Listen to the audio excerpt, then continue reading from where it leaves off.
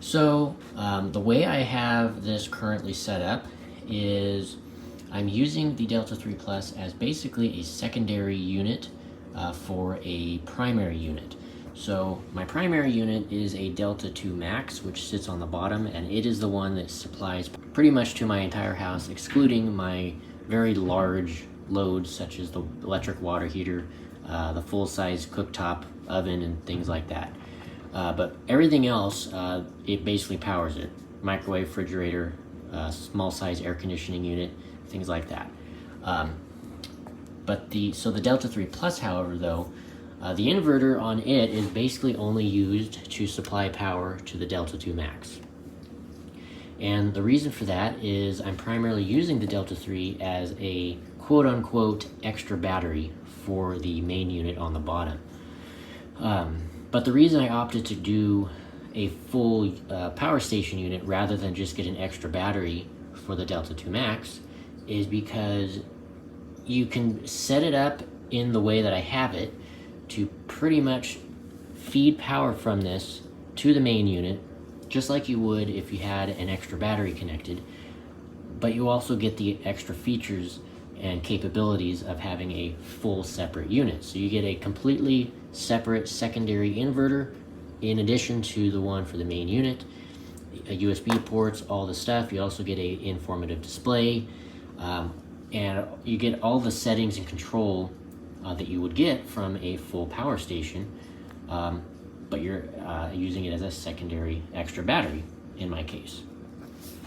So real quick to recap, I have again the Delta 2 Max on the back here, the back of this unit. It's, like I said, supplying the power to all of my appliances and or devices from here. And then I have, again, the AC plug from the Delta 2 Max going into the inverter of the Delta 3 Plus. And that charges the Delta 2 Max during the day. Now at night, I have it automatically set up to turn the inverter of the Delta 3 off, and then automatically turn the DC 12 volt outlet on, which then again supplies a consistent 100 watts, or you can customize that actually. You can have it from 50 watts, 70 watts, or 100 watts, depending on what you want the output to be. But I have it currently set to around 100 watts to output from the Delta 3 Plus into the DC charge port of the Delta 2 Max to basically supplement its battery through the night. So it will basically allow it to run all night with my current loads that I have running that continue throughout the night, such as the refrigerator and stuff. And it'll keep this battery topped up. So then by morning, the Delta 3 Plus will actually be it'll be empty, it'll be dead essentially, no longer providing power. And then the main unit takes over. It'll supply power until solar starts to come back into play. And then this starts to charge via solar. So I actually do have my solar coming into the Delta 3 Plus unit because it actually has a better solar tracking capability and statistics, which I kind of like. But I could actually put solar into both of these units if I so chose to do, which I kind of plan to do in the future just to get more input power. But yeah, so I have it set up to do that. If we look at the display here, so currently the Delta 2 Max unit is indeed charging from this particular one, from the AC adapter. And then there's also basically right at about 600 watts of solar coming in. So basically the Delta 3 Plus is currently charging, and the Delta 2 Max is also charging both of these via solar, which is great.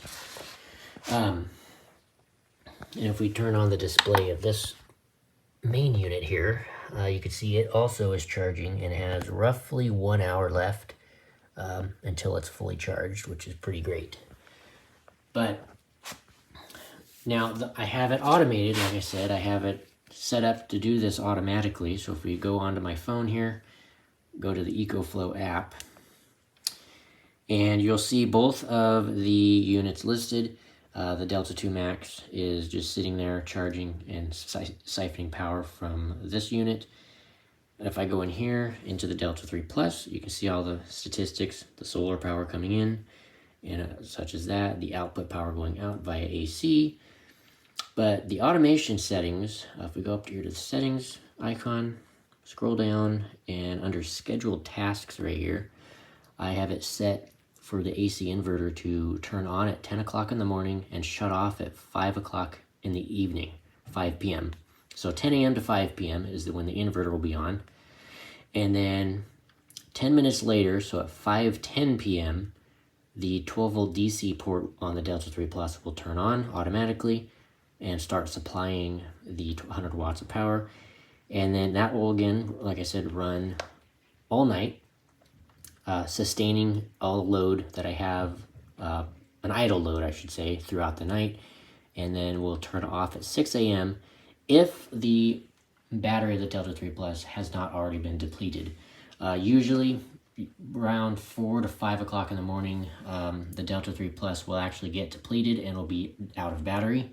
And I have it set to a 10% charge limit just to make sure that the unit does not fully power off, so I can continue to monitor it. But yeah, so that's how that's set up. And then again, the following day at 10 a.m., the inverter will kick back on to supply around 400 watts to the Delta 2 Max to start charging it up. And so what will happen is the Delta 2 Max will start to charge, and it'll charge up first. And then once it's charged, the Delta 3 Plus will automatically start to feed that output that was going to the main unit.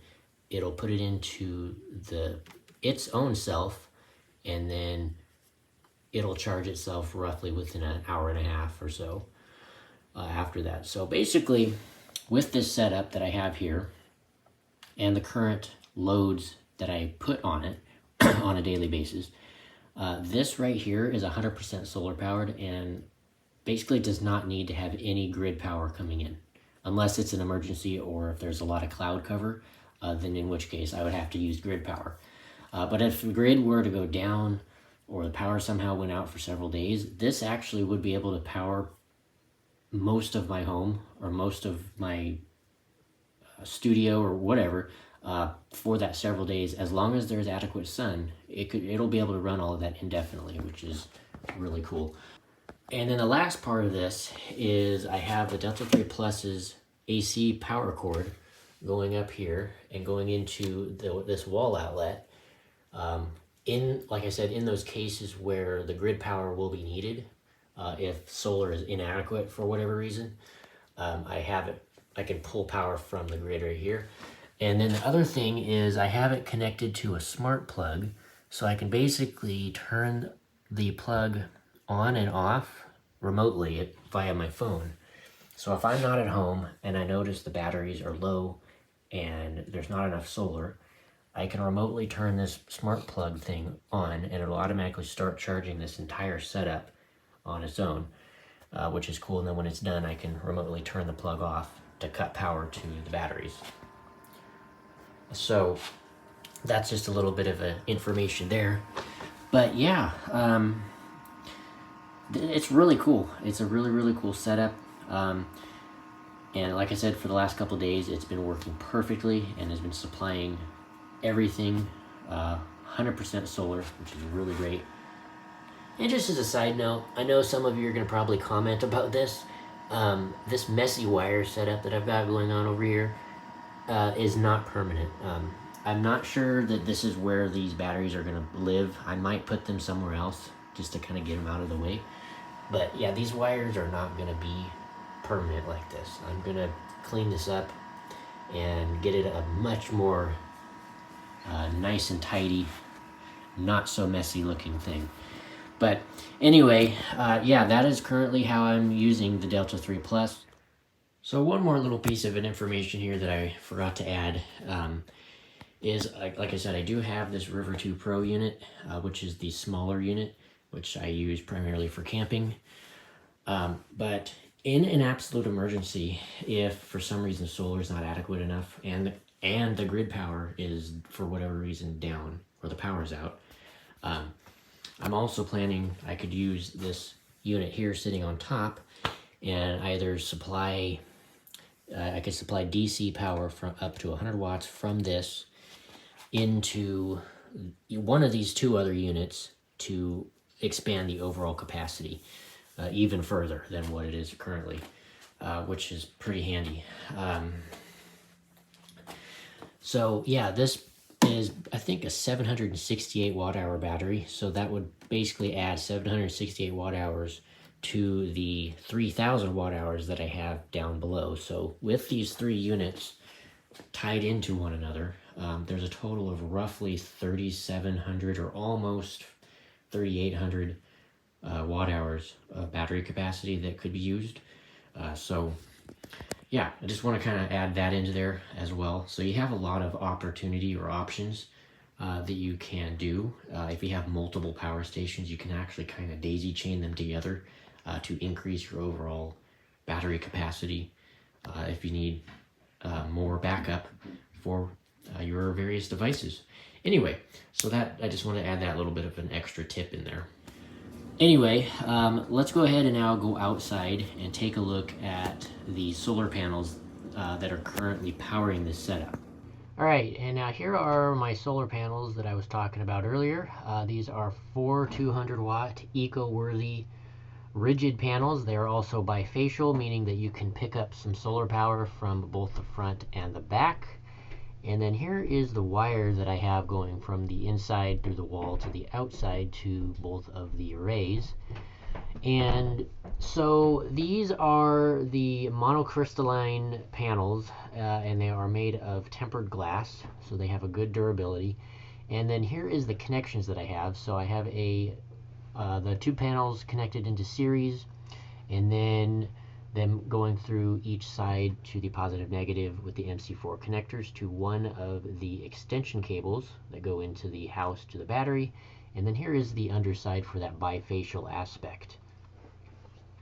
And then if we move over to the other secondary array, it is wired in the exact same way in a series for the 2 panels, and then positive negative going to that MC4 extension cable, again a second cable that goes to the interior for the battery setup. Now these could also be done in a series parallel to come through one port, but that is not how I have it set up in this case. So yeah, so that there is the solar setup that I have at the moment. Like I said, I expect to, or plan to, expand that out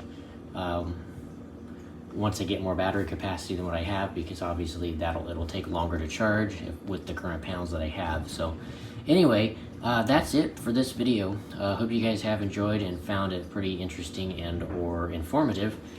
And yeah, hit that subscribe button, hit the like button. All of those helps out the channel, and I'll see you guys in the next one.